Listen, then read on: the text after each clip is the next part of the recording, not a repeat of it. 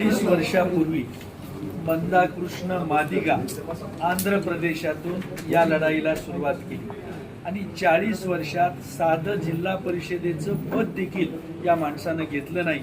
40 वर्ष संघर्ष केला आणि आंध्र प्रदेशामध्ये ही चळवळ यशस्वी करून दाखवली. आज त्या ठिकाणी माला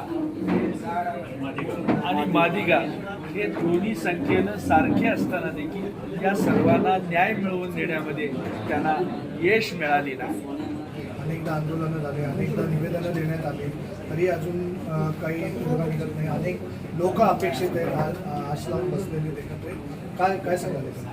थोरला भाऊ थोडासा आक्रमक असल्यामुळं त्याला थोडंसं भीतात सगळेजण आणि त्याच्यात थोडंसं धाडस करताना कसं करावं, सुरुवात कशी करावी यावर शासन थोडा विचार करते अशी माझी समजूत आहे. सर, हा लढा कधी जसं इतर राज्यांमध्ये आरक्षणाचं उपवर्गीकरण करण्यात आलं त्याच धर्तीवर महाराष्ट्रामध्ये देखील आरक्षणाचं उपवर्गीकरण नक्की होईल, कारण आमचा या सरकारवर माननीय मुख्यमंत्र्यांवर विश्वास आहे.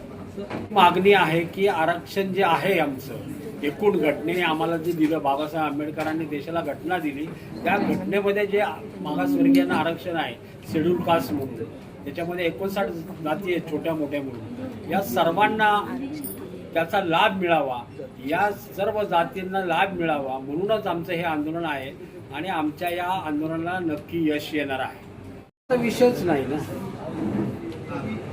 त्यांचा जो काही लोकसंख्येच्या प्रमाणात त्यांना मिळेल आणि उर्वरित जे समाज आहे त्यांना त्यांच्या लोकसंख्येप्रमाणे शैक्षणिक आरक्षण, नोकरीमध्ये आरक्षण मिळेल, एवढंच आमचं साधी मागणी आहे.